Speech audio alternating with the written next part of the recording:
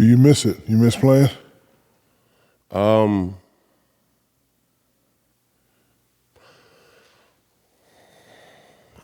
was having this conversation with my girl the other day, and I will always miss it. And I think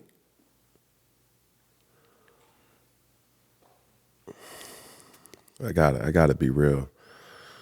I think the thing that I miss, like competitive sports, was an outlet.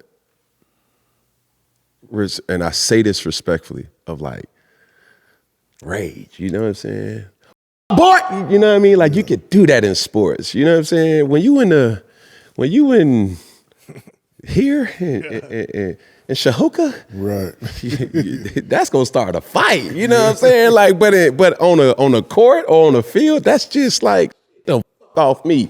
The is wrong with you, little boy? You know what I mean? Like that. It's just in real world, like you don't have these outlets to talk to somebody. So yeah, I play tennis now. You know what I'm saying?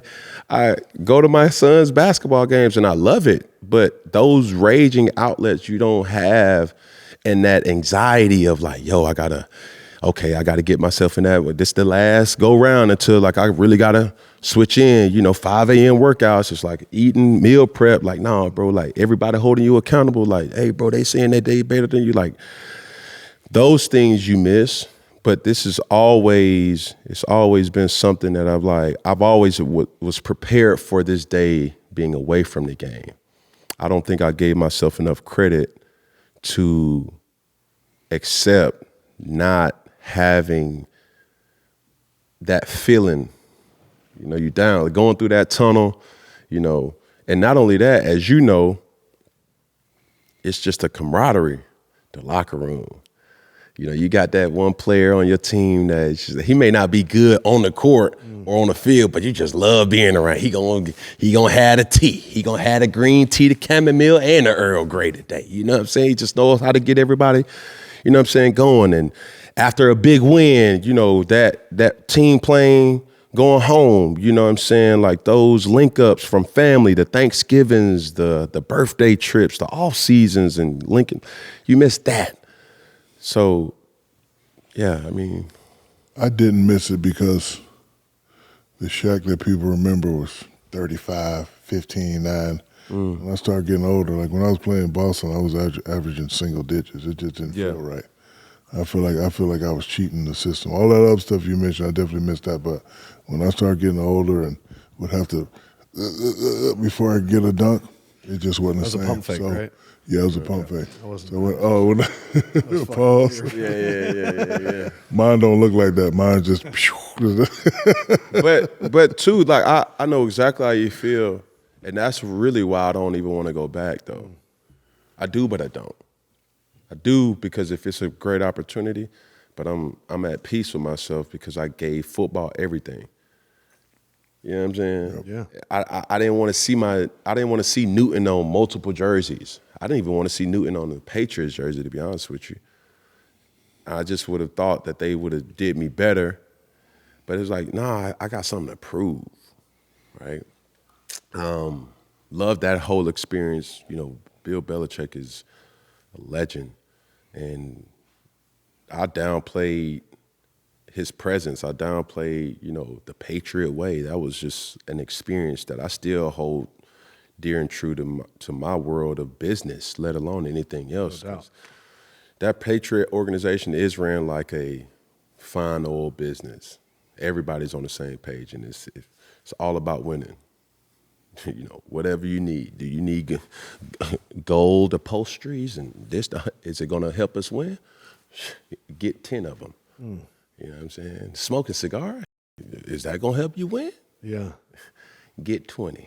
So did Bill understand, because your personality always popped when you played, the Superman in the end zone, all that stuff, but everyone assumes the Patriots stripped that away from you. But it seemed like that motivated you. Did they embrace okay, we need you to be you. We need you to let it all out. Yeah. It was one practice in particular. Bill pulled me aside and he was like, yo, hey, I want you to I want you to be Cam. I say, that mean? He's like, let it go, all right? Just be you. It's okay. We brought you here to be you. Yeah. And this is a person who coached Lawrence Taylor. This is a person who coached Randy Moss, Tom Brady, Julian Edelman, Rob Gronkowski. All these are big personalities. These ain't no, yes, sir, coach. Like, these are people, obviously, that has to be respected by not only the players, but the coaches. Like, their whole thought process is different. And, he allowed his players to be them. And that's what I appreciated the most. So when you look in college and in the NFL, not so much NFL, but who's the next Cam Newton?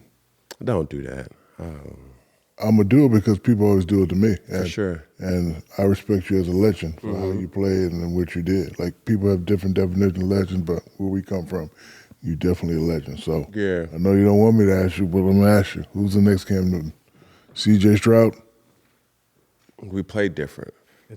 That's physically, there's no one like you. I didn't say physically. there's no one like you. You see what I'm saying? Like, we got so many similarities because it's like, the hack-a-shack. Right. I go back and I say, man, it was penalties that I never got. Ever. I was going to ask you, like, what is the downside of being dominant? The blowback of being big, where, like, I feel like you both were like, oh, they could handle it. That's what it was. Yeah. That's exactly what it was. It's like, come on.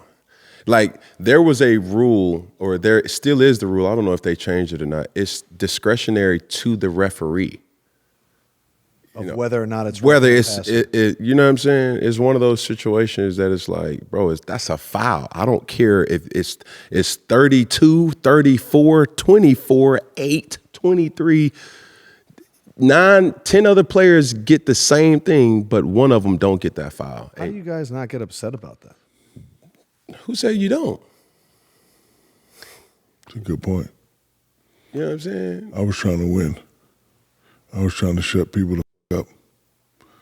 Because, especially when I first got to L.A., we kept getting swept. And you know how it is when you don't win. People start to say, oh, he's great, but is he really great? So I'm like, you know what, let me suck it up and just let me get one. But then after I got one, I said, oh, you can't get two. Like, dang, you still talking? Then after I get two, you can't get three. And if they get three, I get traded. You can't get four. Then if they get four, then the age start getting it. See, I told you. Shaq ain't. He ain't Superman no more. The other cat's like, it's just, for guys like us, just never ending. But I think it motivated us to, be who we are. Definitely, motivated me. But you think you're slick? You answered my question. Who the next Cam? You thought I forgot about that question? No. But I got a question for you though. Nah, but I don't think that it is. And even for coaches, let's take the Patriot experience.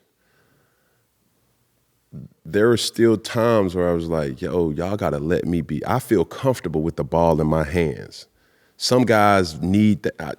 Bruh, give me the ball. I feel comfortable, whether running or putting it in my hands.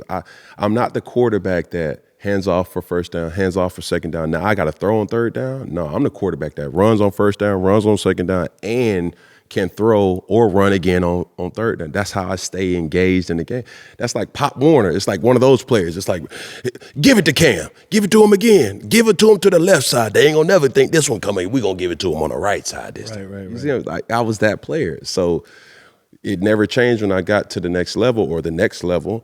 And that's how I just felt like I was just involved in the game. And if I didn't have the ball in my hand or allow other players to get involved, that kind of distanced me from that. But I would say Josh Allen. That's And Lamar is just in the class of his own. I mean, I put Lamar and Vic kind of in that same type of realm. But other than that, that's probably the only person.